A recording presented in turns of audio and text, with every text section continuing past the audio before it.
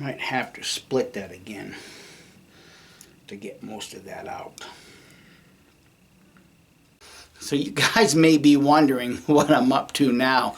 Well, before I answer that question, let me shamefully give a plug to my Lane Beaver Trading Company Etsy store. I've done this before, but if you're looking for that special handmade item, you might just find it on my Etsy store, Lane Beaver Trading Company. If I remember, I'll put a link to it down below to give you, a direct access to it. If you're looking for that special handmade pouch, bullet pouch, accoutrement bag, handmade knives, powder measurers, I have those things available, and I'll be adding more to it because my rendezvous season is winding down, and a lot of my trade items we're going to put back up on my or in my Etsy store. So if you take a few moments, you might just find something that you realize you can't live without. So anyhow, I thank you in advance for that. What am I doing with this Eastern Red Cedar? Well, at the Cache La Pleau Rendezvous, wood is always provided for your campfires. And there's always red cedar in the pile of wood. And before anybody questions it, yes, there's Eastern Red Cedar here in New Mexico. So what I'm doing is based on something that I had just recently read in my Bowyer's Bible regarding building bows out of pine, and you can make a better bow out of pine if you use the heartwood only, because the heartwood, unlike the sapwood, has a different specific gravity. And as I was chopping up my Eastern Red Cedar, it caused me to think, could I make a better burning gunpowder out of the heartwood instead of the heartwood sapwood combined, like I did making the gunpowder some time back out of the pet bedding cedar chips? I want to find that out for myself. So I'm removing as much of the sapwood as I possibly can before I char it up. Now, with that being stated, there was a feller that left a comment underneath one of my homemade gunpowder videos explaining he had issues making his gunpowder out of Eastern Red Cedar. It burned very dirty, and he had to swab, like after every 2 or 3 shots. Well, obviously, I can't answer that question because I'm not there to observe the process. But I will tell you, and it's gonna not contradict what I do here, because this is the only thing I had available at the rendezvous to test my theory out.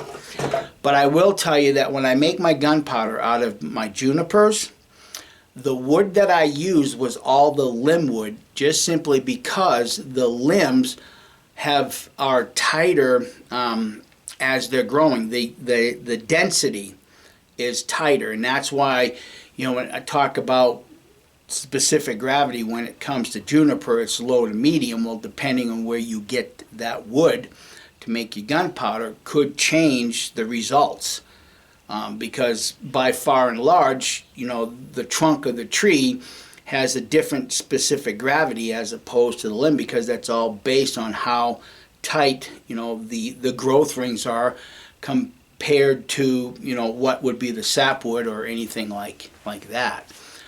So I'm testing that theory out with the Eastern Red Cedar, and then I'll be doing videos along the way.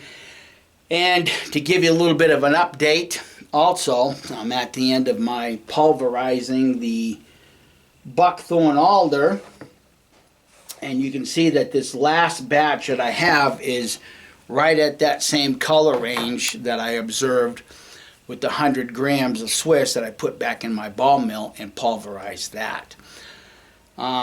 So once I get this accomplished, I'm going to clean out my char can, and then I'm going to go to charring up this Eastern Red Cedar heartwood, and then proceed in making some gunpowder with that and do that test and comparison. Now, something else that I want to just kind of briefly mention, just simply because I'm starting to get some comments about research that was done 100 years ago and making gunpowder out of that. That's fine and dandy, but I don't care what they did 100 years ago or 200 years ago or 300 years ago. I don't care about that, because our modern day environmental conditions are different. And in particular, here in New Mexico, just simply because we all know that when they started testing nuclear bombs, it was done here in New Mexico. And I do know that depending on where you live in New Mexico, there's a high arsenic content in your groundwater. And whether you distill this groundwater or not, are those traces of, the nuclear explosions, the radiation, the arsenic in the water, is that contributing to a better or poorer burning gunpowder? So for me, at least, in the way I think about things, we can't compare what we're doing in a modern day with different environmental conditions. That's, we have a ton more air pollution, a lot more carbon in the air, so we're told, if you're going to believe all of that stuff. Those conditions didn't exist 200 years ago when they were making gunpowders. So in my mind, in the way I think about things, we shouldn't be trying to compare, what somebody wrote 100 years ago or 200 years ago regarding gunpowder. Or, I'm sure that if somebody could come across some research regarding the DuPont family when they were making black powder back then, in my opinion, we can't compare that to today, because our environmental conditions have changed.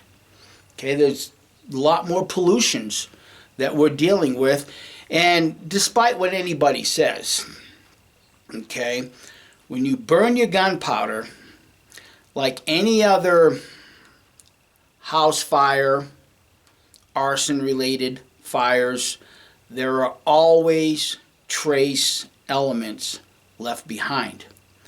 We recognize that today through our science. Were they recognizing that a couple hundred years ago? I tend to think not. Somebody may disagree with that, and you're more than welcome to disagree with that. But what I'm trying to accomplish in this day and age,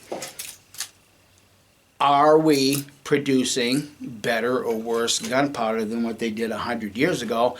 And at this point, you've heard me say before, if I used a recipe that was put out in some paperwork 200 years ago, 100 years ago, using that recipe or the recipe we're using today, which one makes you more dead? How many people were killed during the Civil War using a different recipe for gunpowder as opposed to what we're doing today? If we had to defend ourselves, say with antique muzzle-loading propellants,